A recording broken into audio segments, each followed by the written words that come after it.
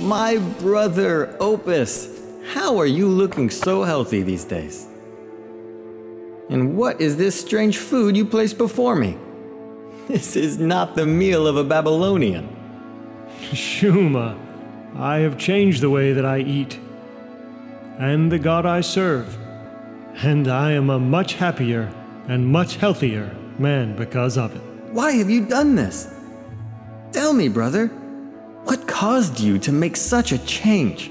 As you know, a few years ago, our king Nebuchadnezzar of Babylon advanced against the city of Jerusalem and defeated King Jehoiakim of Judah.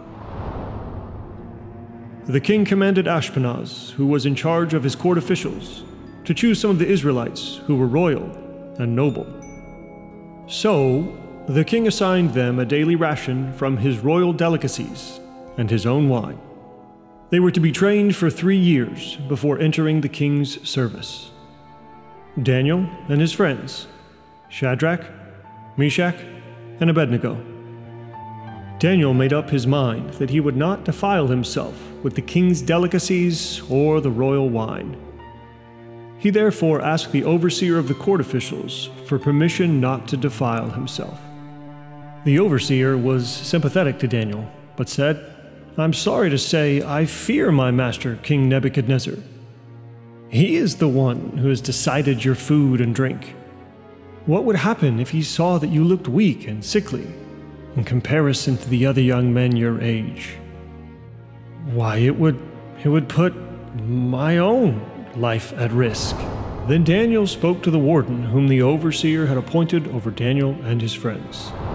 "Please, sir, would you test your servants for 10 days by providing us with some vegetables to eat and only water to drink? And then you may compare our own appearances with that of the young men who eat the royal delicacies. Then you may deal with us based on all that you have observed." So the warden heard their proposal and agreed to it, and tested them for a total of 10 days.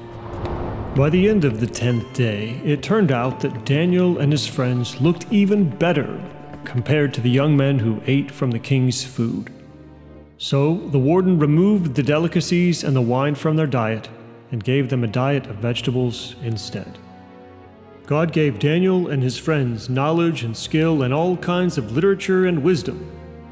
Daniel was also given a special ability to understand and interpret visions and dreams. When the time appointed by King Nebuchadnezzar arrived, the overseer brought Daniel and his friends into his presence. When the king spoke with them, he did not find among the entire group anyone like them. So they entered into the king's service.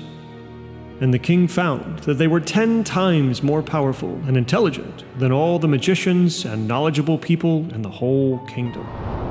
Opis, I too have heard stories about Daniel, but I did not believe them. How can you believe such an unlikely story? I know that this story is true, because I was the warden who was in charge of Daniel and his friends. It was I who tested them and found them to be better in appearance than all the rest.